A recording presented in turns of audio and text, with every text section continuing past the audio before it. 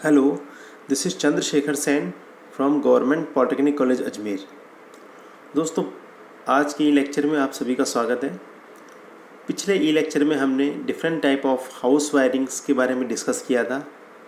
आज के लेक्चर में हम उन सभी वायरिंग्स के अंदर कंपैरिजन डिस्कस करेंगे और कुछ सिंपल सर्किट के बारे में डिस्कस करेंगे, जैसे कि one lamp control by one switch, one lamp control by two switches and bell indicator. तो कुछ इस तरह से सर्किट हम डिस्कस करेंगे। तो चलिए आज का ये लेक्चर शुरू करते हैं। Electrical wiring. तो व्हाट इज़ इलेक्ट्रिकल वायरिंग, जैसा मैंने पहले बताया था, हम फिर से इसकी डेफिनेशन डिस्कस करते हैं कि electrical wiring is generally refer to the insulated conductor use to carry current and associated devices.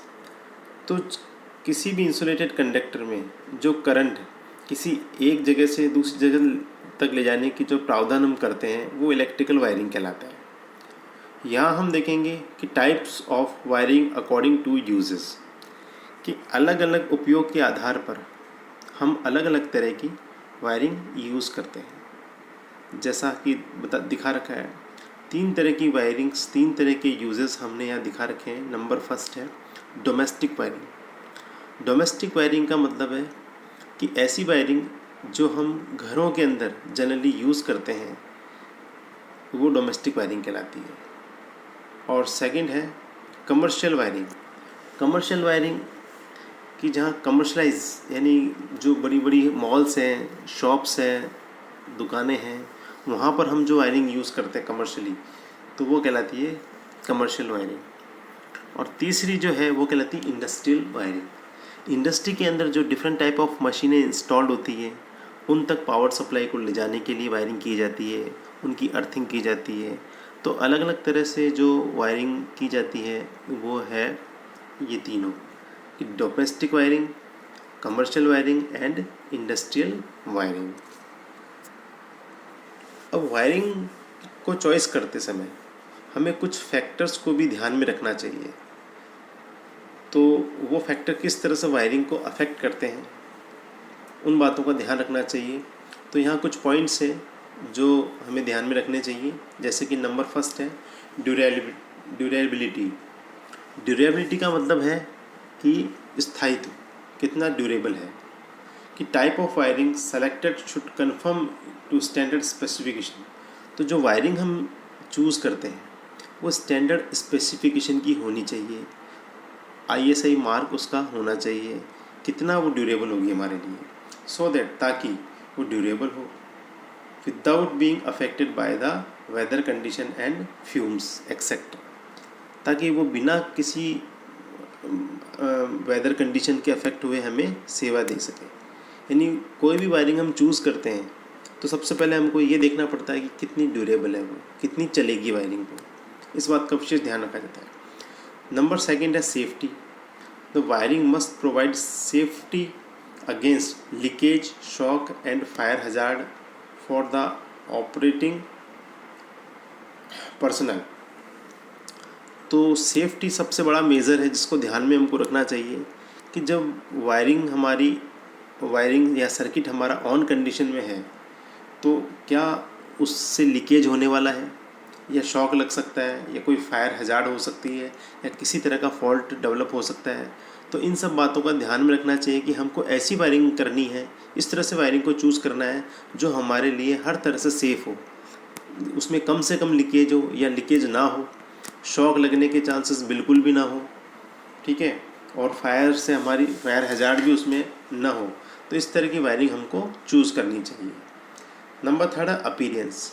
Appearance भी एक बहुत इंपॉर्टेंट फैक्टर है जिसको हमको ध्यान में रखना चाहिए कि हम जो वायरिंग कर रहे हैं उसका अपीयरेंस कैसा है, वो दिखने में कैसी लगेगी। अगर वो वायरिंग दिखने में बहुत भद्दी लगती है या उसके जो वायर्स हैं बिल्कुल उलझे हुए हैं तो वो हमको जो कोई देखने वाला होगा उसको भी अच्छा नहीं लगेगा। तो इसलिए इसकी अपीयरेंस बहुत ज़रूरी है कि अच्छी हो। नंबर फोर्थ है कॉस्ट। कॉस्ट इंपॉर्टेंट फैक्टर है। It should not be prohibitively expensive, कि वायरिंग अच्छी हो, ड्यूरेबल हो, सेफ़ हो, लेकिन कॉस्ट भी मायने रखती हो। ऐसा ऐसा नहीं हो कि हम बहुत ज़्यादा एक्सपेंसिव या बहुत ज़्यादा खर्चीली वायरिंग को हम चूज़ करें। तो वायरिंग का खर्चा भी हमारा कम से कम होना चाहिए। Accessibility, the switches and plug point provide should be easily accessible. तो जो हम वायरिंग यूज़ कर रहे हैं उसकी असेसिबिलिटी भी बहुत ज़रूरी है कि हम जो स्विचेस यूज़ कर रहे हैं, हम जो वायर यूज़ कर रहे हैं, हम जो प्लग यूज़ कर रहे हैं वो हमें इजीली अवेलेबल हो जाने चाहिए। क्योंकि अगर मान लो कभी हमको फर्दर उसको एक्सटेंशन की ज़रूरत पड़ती है तो हमें उसी तरह का सामान दोबारा चाहिए होता है जो कि मार्केट में मिलना चाहिए। तो ये भी एक इम्पॉर्टेंट फैक्टर है कि वायरिंग ऐसी चूज़ करें जो कि असेसेबल हो। 6 है मेंटेनेंस कॉस्ट। वायरिंग चूज़ करते समय इस बात का विशेष ध्यान रखना चाहिए कि उस वायरिंग की मेंटेनेंस कॉस्ट भी कम से कम हो। The maintenance cost should be minimum. क्योंकि अगर उसकी रनिंग कॉस्ट हमने भले ही कम कर ली लेकिन मेंटेनेंस कॉस्ट उसकी बहुत ज़्यादा है तो ओवरऑल वो कॉस्टिंग बढ़ जाएगी, उसका लेबर बढ़ जाएगा, उसको ध्यान रखना बहुत ज़रूरी हो जाएगा। तो हमको इस बात का भी विशेष ध्यान रखना चाहिए कि वायरिंग की जो मेंटेनेंस कॉस्ट है कम से कम हो, कम से कम उसमें फॉल्ट्स आए। और नंबर 7 है उसकी mechanical safety. The wiring must be protected against any mechanical damage. और उस जो वायरिंग है उसकी स्ट्रेंथ भी इतनी अच्छी होनी चाहिए ताकि वो छोटे मोटे मैकेनिकल डैमेज को सहन कर सकें, उसमें बहुत ज़्यादा फॉल्ट ना हो। अब हम पढ़ेंगे comparison among the different type of wiring. तो यहाँ हम देखेंगे, यहाँ एक चार्ट है जिसको मैंने यहाँ दिखा रखा है। तो ये चार्ट देखिए आप, यहाँ पर comparison of different wiring system बता रखा है। कुछ मैंने पर्टिकुलर्स लिए हैं, उनको रेफ़र करते हुए हम यहाँ पर डिफरेंट टाइप ऑफ जो वायरिंग है उनके बीच में कंपैरिजन करेंगे। तो देखिए जो वायरिंग मैंने ली है, टाइप्स ऑफ वायरिंग, उसके अंदर सबसे पहले मैंने लिया है क्लीट वायरिंग, दूसरा मैंने लिया है केसिंग केपिंग वायरिंग, तीसरा बैटन वायरिंग, चौथा कंड्यूट वायरिंग। तो यहाँ देखिए नंबर फर्स्ट है लाइफ की पर्टिकुलर्स मैंने लिया। लाइफ किसकी कैसी है? तो लाइफ जो क्लीट वायरिंग है उसकी बहुत शॉर्ट होती है क्योंकि वो टेम्प्रेरी वायरिंग है, इसलिए उसकी लाइफ शॉर्ट होती है।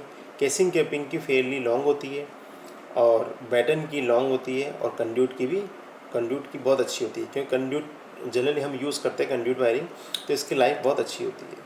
कॉस्ट के पॉइंट ऑफ व्यू से देखते हैं तो क्लीट वायरिंग है उसकी कॉस्ट बहुत कम होती है क्योंकि उसके अंदर केवल छोटे क्लिप्स यूज़ करने पड़ते हैं और हम वायर का यूज़ कर लेते हैं। और केसिंग केपिंग की जो कॉस्टिंग है थोड़ी मीडियम होती है क्योंकि उसके अंदर हम या तो पीवीसी की केसिंग केपिंग यूज़ करते हैं या फिर हम लकड़ी की केसिंग केपिंग यूज़ करते हैं। और बैटन वायरिंग सेम है, उसकी भी मीडियम कॉस्ट है, लेकिन कंड्यूट की जो कॉस्टिंग है वो हाईएस्ट होती है। अब बात करते हैं मैकेनिकल प्रोटेक्शन की। तो मैकेनिकल प्रोटेक्शन क्लीट वायरिंग का ना के बराबर है, बैटन वायरिंग का भी ना के बराबर है और केसिंग केपिंग का कुछ हद तक मान सकते हैं, लेकिन सबसे अच्छा जो मैकेनिकल प्रोटेक्शन है वो कंड्यूट वायरिंग का है।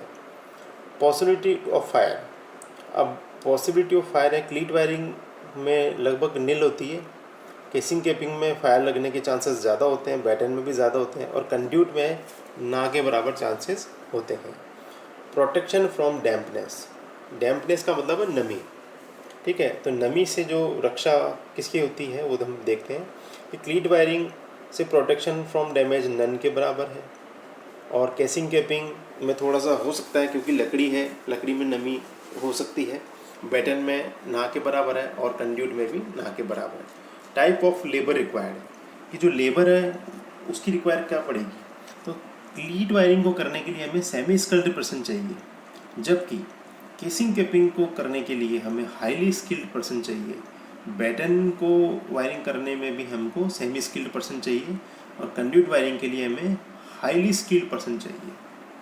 इंस्टॉलेशन की बात करते हैं तो क्लीट वायरिंग को इंस्टॉल करना इजी है, केसिंग केपिंग को डिफ़िकल्ट है, बैटन को इजी है और कंड्यूट वायरिंग को भी डिफ़िकल्ट है। इंस्पेक्शन है, अगर कोई फॉल्ट आता है तो उसको इंस्पेक्शन करने के लिए क्लीट वायरिंग में हम इस फॉल्ट का इंस्पेक्शन इजीली कर सकते हैं, केसिंग केपिंग में इजीली कर सकते हैं, बैटन में इजीली कर सकते हैं। लेकिन कंड्यूट में थोड़ा सा डिफिकल्ट होता है, क्योंकि कंड्यूट में जनरली हम कंसील्ड कंड्यूट यूज़ करते हैं, जिसको कि वापस फॉल्ट ढूंढना थोड़ा डिफिकल्ट पड़ता है। रिपेयरिंग की बात करते तो सेम वही कि क्लीट वायरिंग की रिपेयरिंग ईजी है, इसकी थोड़ी डिफ़िकल्ट है, केसिंग केपिंग की, बैटन की इजी है और कंड्यूट की डिफ़िकल्ट है। पॉपुलरिटी के पॉइंट ऑफ व्यू से देखते हैं तो क्लीट वायरिंग ऑब्सोल्यूट हो चुकी है, हम बहुत कम यूज़ करते हैं, जहाँ टेम्प्रेरी वायरिंग करनी वहीं यूज़ करते हैं। केसिंग केपिंग क्योंकि बहुत स्किल पर्सन की जरूरत पड़ती है और लकड़ी इजीली हमको अवेलेबल नहीं होती है टीक की, इसलिए हम उसका यूज़ कम करते हैं। बैटन वायरिंग भी सेम उसका नील है, लेकिन आज के समय में हम जो ज़्यादा वायरिंग यूज़ करते हैं वो है कंड्यूट वायरिंग। तो इन सब कंपैरिजन को देखते हुए हमें वायरिंग चूज़ करनी चाहिए। ये डिफरेंट वायरिंग सिस्टम के बीच में कंपैरिजन है। अब हम कुछ सिंपल सर्किट के बारे में डिस्कस करते हैं, तो आगे देखते हैं। तो यहाँ आप देखेंगे मैंने एक सर्किट बना रखा है जिसका नाम है one lamp control by one switch, कि एक स्विच के द्वारा हम एक लैम्प को किस तरह कंट्रोल करते हैं, उसका सर्किट डायग्राम दिखा रखा है। तो यहाँ पर आप देखेंगे मैंने यहाँ लिखा है P और नीचे लिखा है N। तो P, यहाँ पर P का मतलब है फेज़। जब हम AC सर्किट की बात करते हैं तो P का मीनिंग होता है फेज़ और N का मतलब होता है न्यूट्रल। तो फेज़ और न्यूट्रल बेसिकली क्या है कि phase is a point which have some voltage with respect to earth, कि अर्थ के सापेक्ष में जिसका कुछ वोल्टेज होता है वो फेज़ कहलाता है, और अर्थ के सापेक्ष में जिसका वोल्टेज कुछ भी नहीं होता है या ज़ीरो होता है उसको हम न्यूट्रल कहते हैं। तो सबसे पहले जब भी हम किसी सर्किट को डिज़ाइन करते हैं तो हम उसे फेज़ देते हैं और न्यूट्रल देते हैं, सप्लाई देते हैं। और इस बात का विशेष ध्यान रखा जाता है। देखिए मैंने यहाँ दिखा रखा है कि फेज़ हमेशा स्विच में कनेक्ट होता है, फेज़ को हमेशा स्विच में कनेक्ट करते हैं। क्यों करते हैं? क्योंकि स्विच के द्वारा हम फेज़ को कंट्रोल कर सकते हैं, ठीक है। इसलिए a switch is always connect into the phase. इस बात का विशेष ध्यान वायरिंग को करते समय ध्यान रखना चाहिए कि जितने भी हमारे स्विचेस हम सर्किट में लगाते हैं उन सब को हमें फेज़ से ही कनेक्ट करना चाहिए। अदरवाइज़ अगर हम उसको न्यूट्रल से कनेक्ट कर देंगे और फेज़ से कनेक्ट नहीं करेंगे तो किसी भी समय दुर्घटना होने के चांसेस बढ़ जाते हैं। तो इस बात का विशेष ध्यान रखना चाहिए कि हमेशा स्विच को हम फेज़ में ही कनेक्ट करें। अब देखिए स्विच के ये दे रखें, ये one way switch, this is a one way switch, ये एक वन वे स्विच है। इसके ये दो कॉन्टैक्ट बता रखे हैं जो इस समय ओपन है, ठीक है। और फर्स्ट कॉन्टैक्ट को मैंने फेज़ दे रखा है और सेकंड कॉन्टैक्ट से मैंने ये देखिए तीर का निशान जा रहा है बल्ब के अंदर, और बल्ब से एक जो पॉइंट है वो जा रहा है यहाँ न्यूट्रल के अंदर, ठीक है। तो ये सर्किट डिज़ाइन है। अब क्या होगा कि जिस समय हम स्विच को ऑन करेंगे, यानी ये दोनों कॉन्टैक्ट जब मेक होंगे तो हमारा जो फेज़ है वो फेज़ हमारा स्विच से होता हुआ बल्ब को जाएगा और न्यूट्रल हमारा बल्ब को मिल रहा है। तो इस कंडीशन में बल्ब हमारा ऑन हो जाएगा, ठीक है। तो ये एक सिंपल सर्किट है। इस सर्किट का हम आगे काफ़ी चीज़ में एक्सटेंशन करके इसको बड़ा कर सकते हैं। तो ये है one lamp control by one switch. अब जो सेकंड है वो हम देखेंगे। तो अब हम यहाँ पर one lamp control by to switch के बारे में डिस्कस करेंगे। इसे हम स्टेयरकेस वायरिंग के नाम से भी जानते हैं। स्टेयरकेस वायरिंग यानी कि जो सीढ़ियों के अंदर वायरिंग की जाती है वो इसी प्रकार से की जाती है। तो उसके अंदर एक लैम्प होता है जिसे हम एक नीचे से और एक ऊपर छत पर से कंट्रोल करते हैं।